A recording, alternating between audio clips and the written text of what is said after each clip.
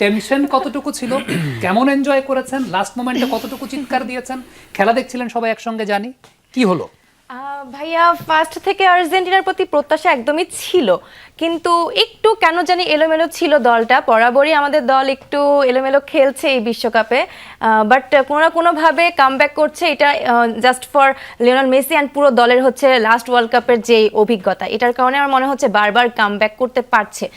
আর আজকের ম্যাচ আরও আগে বের হতো যদি লাউতারো পারফর্ম বেশি ভালো করতে পারছে না, বরাবরই দেখি বিশ্বকাপে তার অফ ফর্ম থাকে, তবুও সে থাকলে মাঠে কোনো না কোনোভাবে একটা না একটা ইম্প্যাক্ট ফেলে দেয়, হ্যাঁ স্পেস ক্রিয়েট করে। আর এদিক দিয়ে মেসির ক্ষেত্রে যেটা বলবো, মেসি তো Messi greatest of all time and I am die hard fan of Lionel Messi. আর আমি মেসির কারণে আর্জেন্টিনা, আমি কি বলবো আর, মানে আমি এখন মানে জাস্ট মেসির লাস্ট ম্যাচ হতে পারে এইটা ভেবে আমি শান্ত থাকতে পারছিলাম না। আমি একবার নিউজ রুম থেকে একবার ওদের সাথে জয়েন করছি, একবার এখানে আসছি, জাস্ট ফর লিওনেল মেসি। কারণ আমার আর্জেন্টিনা টিম যেভাবে এবার বিশ্বকাপ খেলছে,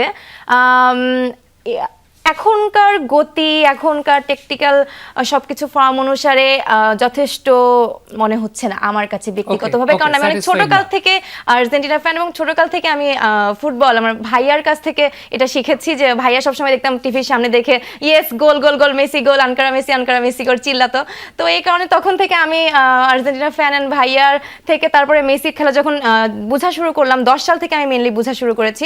দেন তারপর থেকে তো মেসি মেসি মেসি, এবং মেসিকে কেন ভালো লাগে তার কারণ তো আজকে জলজান্ত প্রমাণ দেখলেন ভাইয়া, যে কোনোভাবেই মেসি কিন্তু বের করে আনে ম্যাচটা। হাই প্রেশার ম্যাচগুলো কিভাবে ঠিক করতে হয়, আজকে মেসি অনেকটা সময় সেন্টারে খেলেছে। ওকে খেলানো মানে ও বারবার মেসি চেষ্টা করছিল রাইট উইং থেকে, এবং ও যখন রাইট উইংয়ে যখন চলে এসেছে, তখনই কিন্তু খেলার পুরো একটা গোছালো ফর্ম বা একটা সমন্বয় কিন্তু খেলার মধ্যে আমরা দেখতে পেয়েছি, যার ফল আমরা 3-2 খুব অল্প সময়ের মধ্যে। একটু জিজ্ঞেস করবো, সেটা হচ্ছে নিজের স্বাভাবিক পজিশন থেকে সরে এসে আসলে মেসি ডান দিক থেকে খেলছিলেন কেন? বলটা বানিয়ে দেওয়ার জন্য, অ্যাসিস্ট করার জন্য, বাট অ্যাসিস্ট করার পরও নিজের অ্যাসিস্টে নিজেরই গোল দিতে, হ্যাঁ দিস ইজ লিওনেল মেসি। আসলে আজকের ম্যাচটা যদি বলি, যখন পেনাল্টিটা মিস হয়েছে তখন মনে হয় শেষ, এই মনে হয় লাস্ট দেখছি ওয়ার্ল্ড কাপে। মানে এতই আপসেট ছিলাম, এবং তারপর একটা ম্যাচের সময় আমার রাস্তায় চলে গেছে, আমি স্টুডিওতে আসতেছিলাম কোনো অ্যাপেই ঢুকতে পারতেছিলাম না। মানে আজকে এত মানুষ দেখছে, নেট স্লো, এবং আমি কোনো অ্যাপে ঢুকতে পারতেছিলাম না।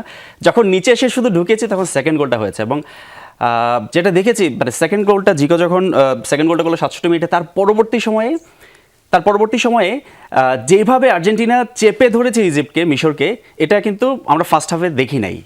সো এরপরে যে খেলাটা খেললো, ইটস মানে এই ওয়ার্ল্ড কাপের বেস্ট কামব্যাক।